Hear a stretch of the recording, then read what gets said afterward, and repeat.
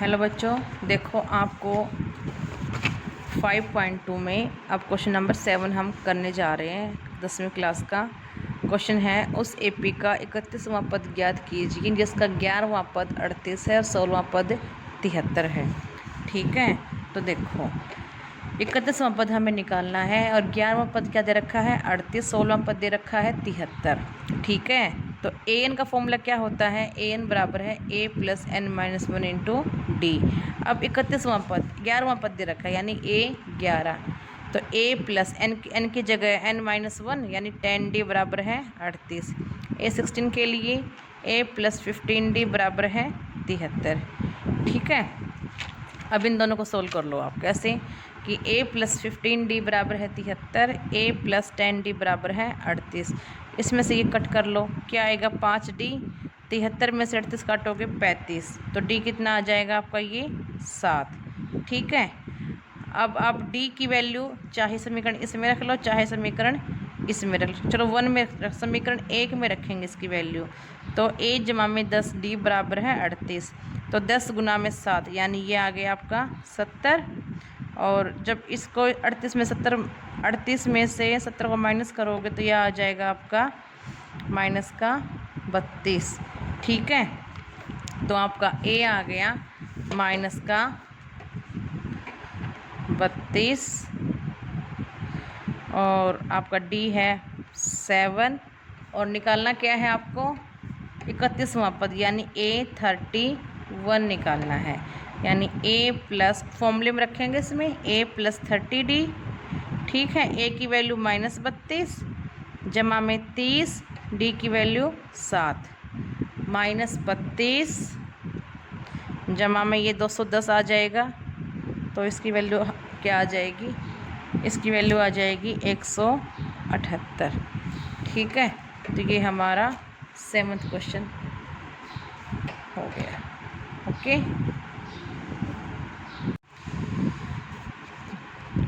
Question number 8।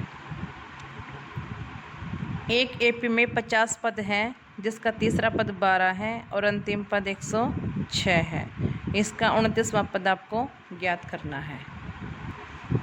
यानी AP में 50 पद है यानी एन टोटल कितने हैं हमारे पास 50।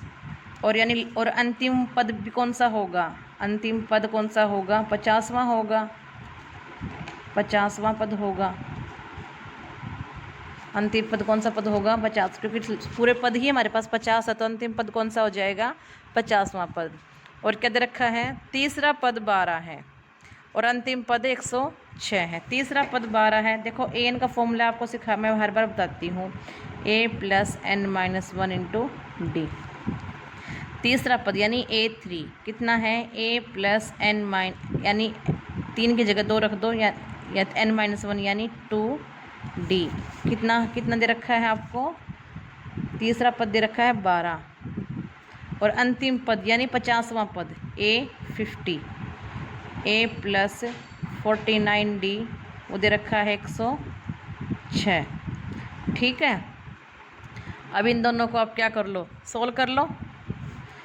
तो पहले इसको ऊपर लिखेंगे a प्लस 49d बराबर है 106, a जमा में 2d बराबर है 12, माइनस कर लो माइनस माइनस माइनस ये कट गया, ये आ गया 47d और ये आ गया 6 में से 2 गया 4, 9 में से 1 गया 94।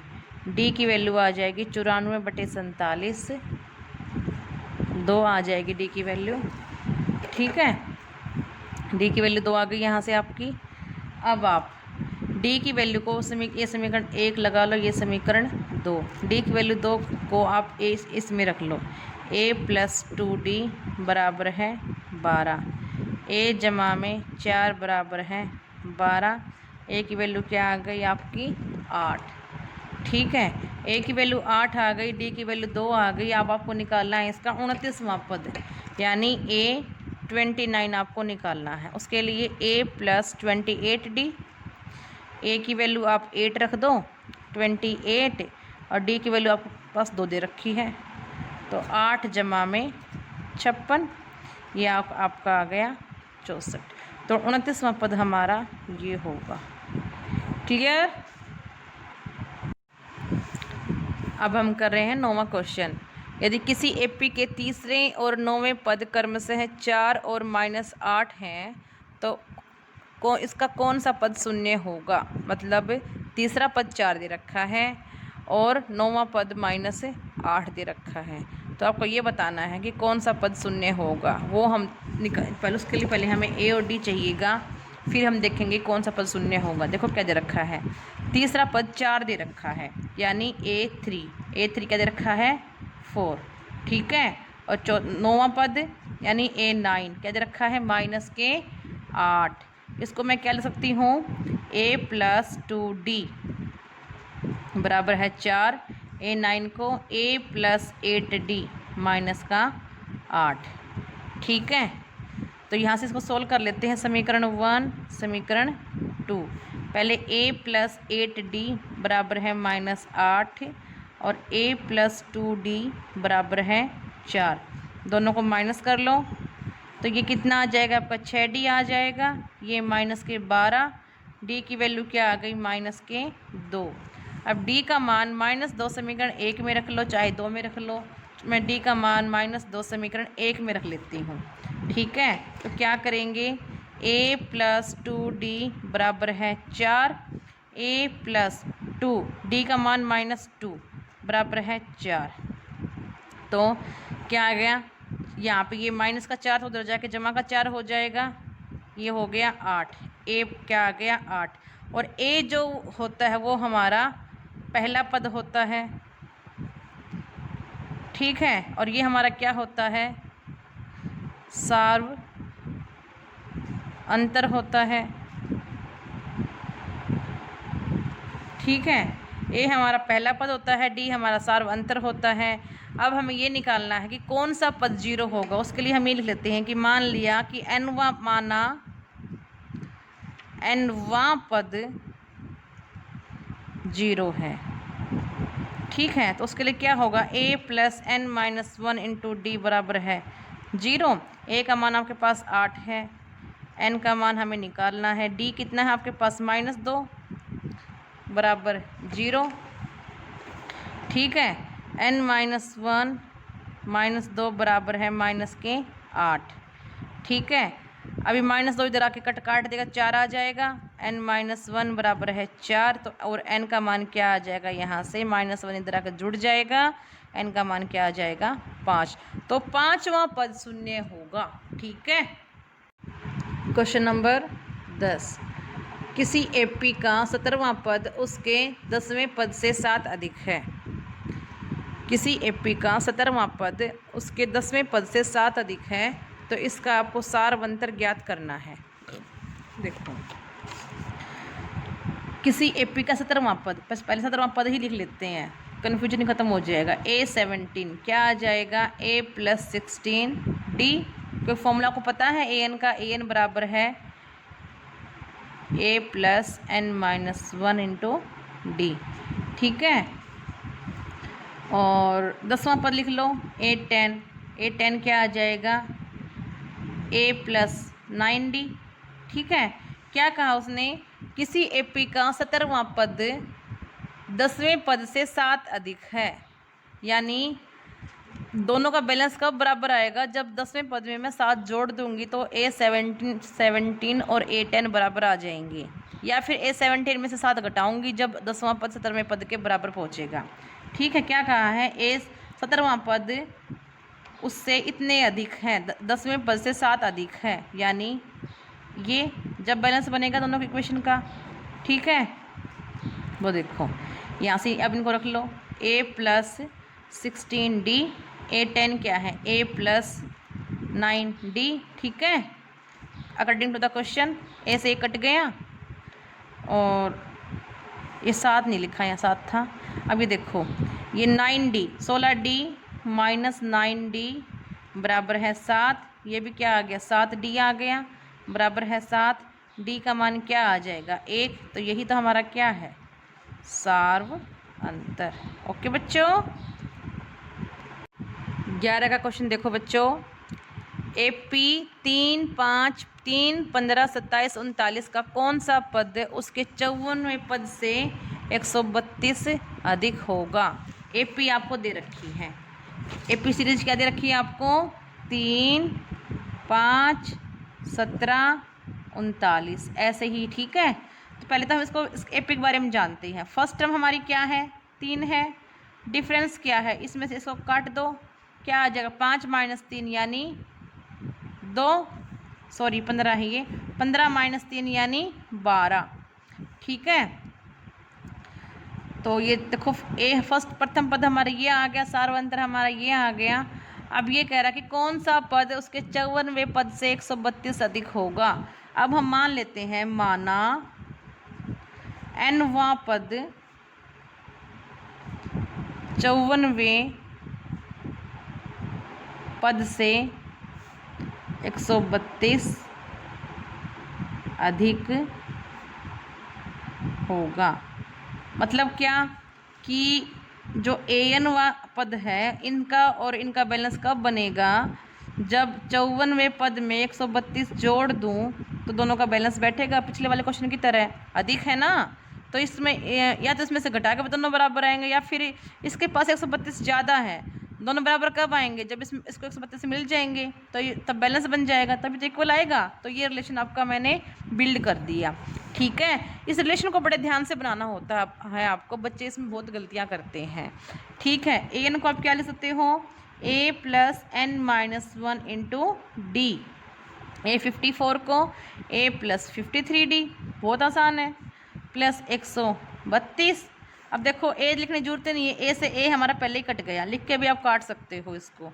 n-1 डी, आपका डी का मान आपको पता है, डी का मान आपको क्या मिला था, 12 मिला था, 12। ये 53, ये बराबर है 53, डी का मान 12 रख दो यहाँ पे, जमा में 132, गुना कर लो, 12 तिया 36, 3 कैरी किया, 12 पंजे 60, 60 और 3 63, और जमा में 132, और n-1 ये 12 है आपका। इसको जोड़ दो इधर, 8, 6, 7, n-1 12। ठीक है, n-1, अभी 12 को उधर जाके भाग दे दो, 768 को 12 से भाग दे दो, 12 पंजे 60, 12 छीक 72, कितना बचा, 4 बचा, 12 चौक 48, n-1 आ गया 64, और n की वैल्यू क्या आ गई, 65। तो वो 65वां पद होगा। ठीक है,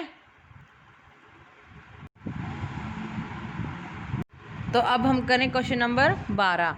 दो समानांतर श्रेणियों का सार्वंतर समान है, यदि इनके 100वें पदों का अंतर 100 है तो इनके 1000वें पदों का अंतर ज्ञात कीजिए। आपको दो सीरीज दे रखी हैं, एपी सीरीज अलग अलग, उनका लेकिन सार्वंतर समान दे रखा है। तो हम मान लेते हैं, माना प्रथम श्रेणी के लिए, श्रेणी में पहला पद माना प्रथम श्रेणी में पहला पद क्या है, ए, और सार्वंतर डी। ठीक है, सार्वंतर समान है। और दूसरी श्रेणी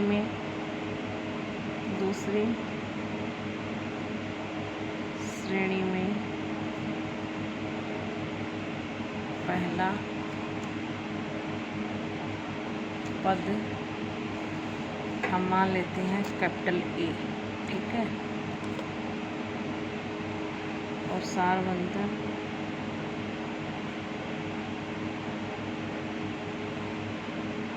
डी है। ठीक है, तो इसने क्या कह रखा है, यदि इनके 100वें पदों का अंतर 100 है तो यहाँ से 100वां पद क्या आ जाएगा, पहले वाली श्रेणी के लिए, पहले वाली श्रेणी के लिए 100वां पद क्या आ जाएगा, यह आ जाएगा a + 99d। और दूसरी को मैं इसको प्रवन लिख लो, पहली श्रेणी ये T2 ये स्क्वायर मत मानो, नंबर दे दिया कि दूसरी का ये कितना आ जाएगा a + 99d। तो इन्होंने क्या रखा कि 100वें पदों का अंतर 100 है, यानी इन दोनों का अंतर कितना है 100, यानी a + 99d minus a + 99d बराबर है 100, यानी a माइनस a बराबर है 100। तो अब हमें क्या निकालना है, इनके 1000वें पदों का अंतर निकालना है। तो 1000वें पदों के अंतर के लिए हमें क्या चाहिएगा, दूसरी देखो कैसे निकालेंगे। अब 1000वें पदों का अंतर निकालना है, ठीक है। देखो कैसे निकालेंगे, दूसरी AP का सेम ऐसे ही, दूसरी AP का 1000वां पद, जैसे हमने ऊपर 100वां पद माइनस किया था, माइनस पहली AP का 1000वां पद, इन दोनों का अंतर हमें निकालना है। तो वो किसके बराबर हो जाएगा, देखो 1000वां पद दूसरी AP का, दूसरी AP का पहला पद a है, सार्वंतर d है, यानी a + 999d, ठीक है, माइनस यहाँ पे ये आ जाएगा a + 999d। क्यों, क्योंकि इसका पहला पद a था और सार्वंतर इसका भी d है। तो ये इसे कट जाएगा, देखो इधर माइनस का निशान, क्या बचेगा a माइनस a बचेगा, और a माइनस a ऊपर से मेरा क्या है 100 है, यानी 1000वें पदों का अंतर भी क्या होगा, ऐसे केस में 100 ही होगा, ठीक है। अब क्वेश्चन है क्वेश्चन नंबर 13, 3 अंकों वाली कितनी संख्याएं 7 से विभाज्य हैं। 3 अंकों वाली कितनी संख्याएं 7 से विभाज्य हैं। तो सबसे पहले हम क्या लिखेंगे, 3 अंकों वाली पहले वो संख्या लिखेंगे जो 7 से विभाज्य है। सबसे पहली संख्या 105 है जो 7 से भाग होगी, 7 एकम 7, 7 पंजा 35। 105 के बाद 112, फिर 119, और लास्ट की संख्या 994 होगी जो 7 से भाग होगी। अब हमें ये बताना है कि यहाँ से लेके यहाँ तक कितनी संख्याएं हैं। तो बहुत बड़ा ही आसान तरीका है। सबसे पहले हम क्या निकालेंगे, a क्या है 105 है। अब देखो डिफरेंस, देखो यहाँ से ये लेके यहाँ का डिफरेंस 7 है, यहाँ से लेके यहाँ तक का अंतर 7 है। इसका मतलब ये हमारी AP सीरीज बना रही है, तो सार्वंतर क्या आ गया 7 आ गया। अब हमें ये बताना है कि कितनी संख्याएं आएंगी। अब हमारा nवां पद क्या है, nवां पद हमारा 994 है, यानी Tn कितना आ गया 994। तो Tn को मैं क्या ले सकती हूँ, a + n-1 × d, क्या आ गया 994। a क्या है बच्चों 105, n-1, d क्या है 7, 994, n-1 गुना में 7, 105 को इधर जाके माइनस कर दोगे तो आपका आ जाएगा ये 889, ठीक है। और ये n-1 889 इधर जाकर 7 भाग हो जाएगा, तो ये आपका चला जाएगा 7 एकम 7, 7 दूनी 14 और 7 7 49, 127 पे। तो n-1 बराबर है 127, तो n की वैल्यू आ गई 128। तो यहाँ तक 100 मतलब 3 अंकों वाली 128 संख्याएँ ऐसी होंगी जो 7 से भाग जाएंगी, ठीक है। अब हमें निकालना है कि 10 से 250 के बीच में 4 के कितने गुणज होंगे। क्वेश्चन नंबर का 14 कि 10 से 250 के बीच में 4 के कितने गुणज होंगे।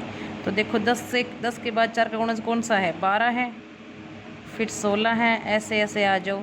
250 देखो पहले 250 को चेक करो, क्या 250 4 से जा रहा है, देखो जा रहा है क्या, 4 6 24, 1 4 दूनी 8 नहीं जा रहा, इसको इससे गुना कर लो, ये नंबर जाएगा 4 दूनी 8, 6 चौक 24। तो 248 लास्ट का नंबर होगा जो 4 का गुणांक है, 4 का गुणा है। अब हमें ये बताना है कि यहाँ से लेके यहाँ तक कितने नंबर आएंगे। तो वही पीछे वाले क्वेश्चन की तरह क्या करेंगे, फर्स्ट टर्म 12 है, डिफरेंस निकाल लो, 16 में से 12 गया 4। अब ये हमारा एनवा पद है, यानी TN क्या है 248। फॉर्मूला रख दो, a + n-1 × d बराबर है 248। ठीक है, a क्या है 12 जमा में n-1, n तो हमें निकालना ही है, d की जगह 4 रख देंगे 248। ठीक है, n-1 गुना में 4, 248 में से 12 माइनस कर दो, क्या आएगा 248 में से 12 माइनस करोगे तो ये 6 और ये 3, 236। n-1 4 को उधर भाग दे दो, ये आ जाएगा 4 पंजा 20 और 4 नेम 36, 9 पे ये, और तो n की वैल्यू आ जाएगी 60। तो 60 पद होंगे यहाँ से लेके यहाँ तक के बीच में 10 और 250 के बीच में 60 पद होंगे जो 4 के गुणज होंगे। ठीक है, हेलो प्यारे बच्चों, देखो अब हम 15 का क्वेश्चन करेंगे। n के किस मान के लिए दोनों समानांतर श्रेणियों 63, 65, 67 और दूसरी श्रेणी क्या है 3, 10 और 17 के nवें पद बराबर होंगे। यहाँ पे हमें 2 समानांतर श्रेणी दे रखी है। तो पहली समानांतर श्रेणी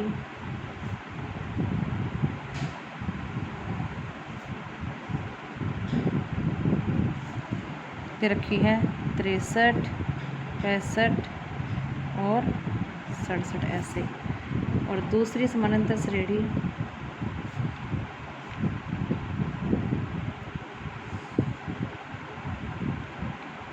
क्या दे रखी है 3, 10, 17 ऐसे ऐसे। ठीक है, तो पहले हमें ये बताना है कि किस मान के लिए दोनों समानांतर श्रेणियाँ का जो nवां पद है वो बराबर हो जाएगा। ठीक है, तो देखो पहली समानांतर श्रेणी का पहले हम पहली समानांतर श्रेणी कहते हैं पहली समानांतर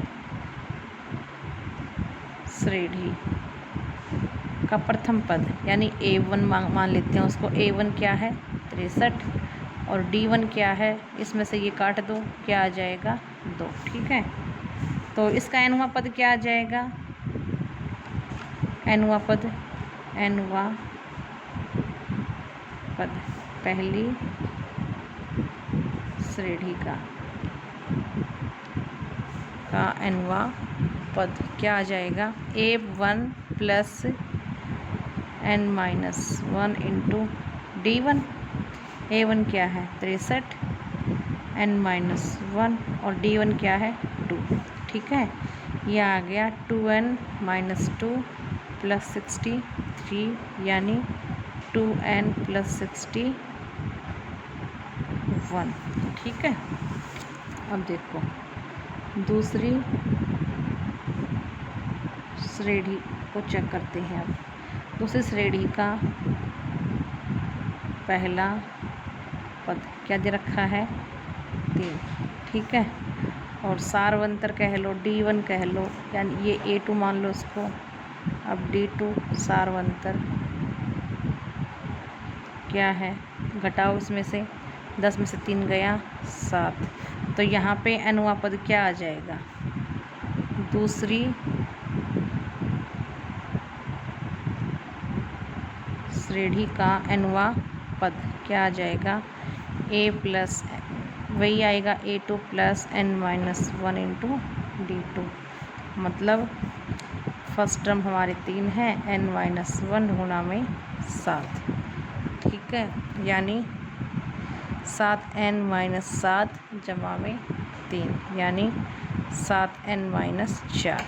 अब क्वेश्चन ये है कि n के किस मान के लिए दोनों समानांतर श्रेणियों के मान nवें पद बराबर होंगे। तो हम क्या कर लेते हैं, कंडीशन रख लेते हैं कि पहली श्रेणी का nवां पद बराबर है दूसरी श्रेणी का nवा पद। ठीक है, तो दोनों को बराबर रख लेते हैं। यहाँ पे बराबर रखने में जो n के ऊपर जो कंडीशन आएगी वही हमारा n उसी n पद के लिए हमारी दोनों श्रेणियाँ क्या हैं, इक्वल हो जाएंगी। तो पहली श्रेणी का n पद क्या था, 2n जमा में 61, और दूसरी श्रेणी का n पद 7n-4, यानी इसको इधर माइनस करो, माइनस के 5n, इसको इधर लेके आओ, माइनस के 65, n कितना आ गया 13, क्योंकि माइनस से माइनस कट गया। तो 13वें पद के लिए दोनों समानांतर श्रेणियों का मान क्या होगा, बराबर हो जाएगा। ठीक है, अब देखो 16 का क्वेश्चन। वह एपी ज्ञात कीजिए जिसका तीसरा पद 16 है और 7वां पद 5वें पद से 12 अधिक है। ठीक है, वह एपी ज्ञात करनी है हमें। तो हम क्या मान लेते हैं, माना पहला पद ए, ठीक है, और सार अंतर हम मान लेते हैं, सार अंतर डी मान लिया। ठीक है, अब क्या करना है, तीसरा पद 16 है, यानी तीसरा पद यानी ए 3 टर्म, यानी a + 2d क्या दे रखी है, 16। ठीक है, और 7वां पद 5वें पद से 12 अधिक है, यानी 7वां पद 12वें पद 5वें पद से 12 अधिक है। 7वें और 5वें पद में बैलेंस जब बनेगा जब 5वें पद में हम बैलेंस 12 जोड़ देंगे। पहले 7वां पद लिख लेते हैं, a7 क्या होगा, a + 6d, और 5वां पद a + 4d। अब कंडीशन ये है कि 7वां पद 5वें पद से 12 अधिक है, यानी 7वां पद 5 दोनों इसके बराबर कब जाएगा, जब इसमें 12 जोड़ के और 5वां पद जोड़ देंगे। ठीक है, अब a7 क्या है, a + 6d 12, और a5 क्या है, a + 4d। ठीक है, अब देखो यहाँ पे a से तो a कट जाएगा। ठीक है, ये 4d इधर ले लो, 2d हो जाएगा, बराबर है 12। d की वैल्यू क्या आ गई, 6। d की वैल्यू 6 आ गई। अब d की इस वैल्यू को आप इसको समीकरण नंबर 1 नाम दे दो, समीकरण नंबर 1 में रख दो, यानी a + 2d बराबर है 16। यहाँ पे समीकरण नंबर 1 से आया ये मान उठ के हमारा। अब इसमें d का मान 6 रख दो, यानी a जमा में 2 गुणा में 6 12 बराबर है 16। a का मान क्या आ गया, 4। a की वैल्यू आ गई हमारे पास 4, और सारवंतर आ गया 6। तो ये पूछ रहा है कि वह एपी ज्ञात करनी है। तो एपी कैसी होती है हमारी, पहले क्या पद होता है, a होता है। ठीक है, फिर a + d होता है, फिर a + 2d होता है, a + 3d होता है, ऐसे ही चलती जाती हैं। तो देख लो एपी फर्स्ट टर्म यानी a 4 है, a + d क्या था, क्या निकाला था हमने, 6, a + d यानी 10, फिर a + 2d 4 जमा में 12 16, फिर a + में 3d 4 जमा में 18 यानी 22, ऐसे ऐसे। अब देखो सारवंतर क्या आया, 6 आया, 6 6। ठीक है, तो ये हमारी एपी सीरीज आ गई। ठीक है, तो ये हमारा क्वेश्चन नंबर 16 कंप्लीट हो गया है। देखो बच्चों, क्वेश्चन नंबर 17, एपी 3 8 13 253 में अंतिम पद से 20वां पद आपको ज्ञात करना है। ठीक है, तो देखो सबसे पहले तो हम एपी सीरीज लिख लेते हैं, 3 8 13 और ये चल के 253 में अंतिम पद से 20वां पद ज्ञात करो। अंतिम पद से 20वां पद ज्ञात करना है। देखो सबसे पहले फर्स्ट टर्म क्या है, इसकी 3 है। ठीक है, और कॉमन डिफरेंस सारवंतर क्या है, 8 - 3 यानी 5। ठीक है, अंतिम पद ये दे रखा है, तो पहले तो हम ये निकाल लेते हैं अंतिम पद है कौन से नंबर पे, उसके लिए n होगा, यानी an हमारा क्या दे रखा है, 253। अंतिम पद ये दे रखा है, तो an का फॉर्मूला क्या था, a + n - 1 × d बराबर है 253। ठीक है, a की वैल्यू 3 निकाली है, 3 n - 1 d क्या है 5 बराबर है 253। ठीक है, 3 जमा में 5 n माइनस 5 बराबर है 253। 5n माइनस 2 उधर जाके प्लस का हो जाएगा, क्या हो जाएगा 255। तो n की वैल्यू क्या आ जाएगी 255 को 5 से भाग दे दो, 5 5 25, 5 एकम 5। ठीक है, तो कौन सा पद आ गया वो आपका 51। n बराबर है 51, यानी जो 250 253 है वो 51वां पद क्या है 253 है। देखो, लेकिन पूछा क्या है उसने अंतिम पद से 20वां पद। अब देखो, माना अगर n अंतिम पद है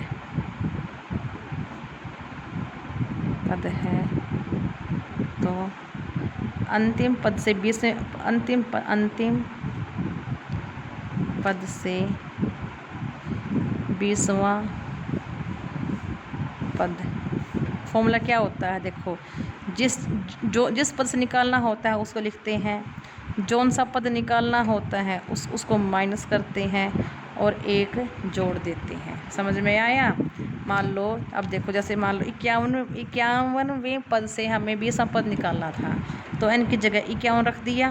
कौन सा पद निकालना है 20वां पद निकालना है, और उसमें एक जोड़ दो। ये फॉर्मूला होता है। ठीक है, तो देखो ये कितना हो गया 32 आ गया, यानी 32वां पद निकालना है हमें, 32वां पद हमें निकालना है।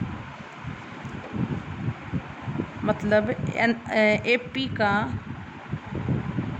एपी के अंतिम से 20वां पद किसके बराबर हो जाएगा 32वां पद, यानी एपी के प्रारंभ से स्टार्टिंग से 32वां पद आ जाएगा। ये प्रारंभ से 32वां पद हम कहेंगे इसको। ठीक है, अंतिम से निकालना होता है तो इस कंडीशन का यूज करके हम प्रारंभ से पद निकाल देते हैं। अंतिम से पूछ रखा, बस एक ही चेंज करना होता है आपको, n माइनस जो निकालना है +1, तो आपका स्टार्टिंग से पद आ जाता है। अब आपको निकालना है 32वां पद। तो सही है, आपके पास सारे 32वां पद, यानी आपको A32 निकालना है। तो A + 31 × D। A क्या दे रखा है 3, 31 गुणा में 5, 3 जमा में 5 और ये 15, कितना आ गया 158। ठीक है, तो 32वां अंतिम 20वां पद क्या होगा 158 होगा। ठीक है, ओके। किसी एपी के चौथे और 8वें पदों का योग 24 है तथा छठे और 10वें पदों का योग 44 है। इस एपी के प्रथम 3 पद हमें ज्ञात करने हैं। तो सबसे पहले हम क्या करेंगे, हम मान लेते हैं कि माना प्रथम पद A, सारवंतर हमने मान लिया D। अब हम सारी टर्म्स को लिख लेते हैं, क्योंकि इसमें A4 का यूज है, A8 का, A6 का, A10 का। तो A4 क्या हो जाएगा A + 3D, A8 A + 7D, A6 A + 5D, A10 A + 9D। अब इसने कह रखा है कि चौथे और 8वें पदों का योग 24 है, तो A4 + A8 कितना आ गया 24, यानी A + 3D + A + 7D बराबर है 24। ठीक है, यानी 2A + 10D बराबर है 24। अब यहाँ से देखो 2 कॉमन निकाल लो, A + 5D बराबर है 24। ओके, और दूसरी कंडीशन क्या है देखो कि छठे और 10वें पदों का योग 44 है। छठे और 10वें पदों का योग 44 है, इसका मतलब देखो A6 + A10 कितना है 44। ओके, अब A6 को मैं क्या लिख दूँ A + 5D और A10 को A + 9D बराबर है 44। अब इन दोनों को जोड़ा, 2A जमा में 14D बराबर है 44, A + 7D बराबर है 22। अब इस फर्स्ट इक्वेशन और सेकंड इक्वेशन को हम सोल्व कर लेंगे। यहाँ पे कट किया, 7 में से 5 गया तो 2, 2 में से 2 गया 0, 2 में से 1 गया 1, तो D की वैल्यू क्या आ गई आपकी 5। ठीक है, अब देखो D की वैल्यू 5 आएगी। D की वैल्यू 5 को इक्वेशन नंबर 1 में रख दो, तो क्या आया, इक्वेशन नंबर 1 क्या थी A + 5D बराबर है 12।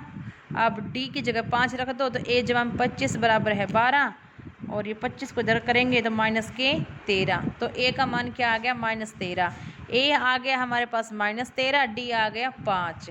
तो प्रथम तीन पद हमारे कौन से, प्रथम तीन पद हमें निकालने हैं, वो कौन से होते हैं, ए प्लस डी, ए प्लस 2d। तो ए के लिए -13, ए प्लस डी जब इन दोनों को जोड़ देंगे माइनस के 8, और ए प्लस 2d यानी -13 जमा में 10 यानी -3। ओके, तो ये तीन पद हमारे निकल गए। क्वेश्चन नंबर 19 देखो, सुब्बा राव ने 1995 में ₹5000 के मासिक वेतन पर पदकार्य आरंभ किया और प्रत्येक वर्ष 200 रुपये की वेतन वृद्धि प्राप्त की। किस वर्ष में उसका वेतन ₹7000 हो जाएगा। देखो कैसे करेंगे, बहुत ही आसान क्वेश्चन है, सारे क्वेश्चन बहुत ही आसान है। देखो सुब्बा राव ने 1995 में ₹5000 से मासिक वेतन शुरू किया, यानी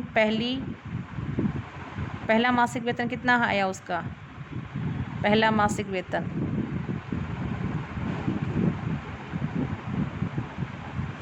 कितना आया 5000। कौन से वर्ष में था ये, 1995 में, ठीक है। और फिर उसके बाद वृद्धि कितनी हुई हर वर्ष, उसके वृद्धि हुई 200 रुपये की। मान लो पहले वर्ष उसका 5000 है, तो अगले वर्ष उसका कितना हो जाएगी वृद्धि, 5200 की, 5200 रुपये होगी। उससे अगले वर्ष से 5200 में 200 जोड़ दो, 5400, फिर 5600, ऐसे चलते चलते चलते ये लास्ट में कितनी हो मांग रहा है वो 7000। अंतिम हमें 7000 दिखानी है, ठीक है। तो देखो यहाँ से देखो, प्रथम पद एपी का 5000 हो गया, सारवंतर 200 हो गया, ठीक है। अब हमें अंतिम पद पता है, अंतिम पद के लिए देख लेते हैं कि कितने वर्ष हो जाएंगे। तो 7000 कब होंगे, यानी ये अनवा पद है, अनवा पद यानी a plus n-1 into D. तो 7000 बराबर है 5000 जमा में n-1 और d कितना है 200। इसको पहले इधर लिख लेते हैं, थोड़ा ईजी हो जाएगा। 5000 जमा में n-1 गुणा में 200 बराबर है 7000। देखो n-1 2000, 200, 7000 में से 5000 को कट कर दो, कितना आ जाएगा 2000, ठीक है।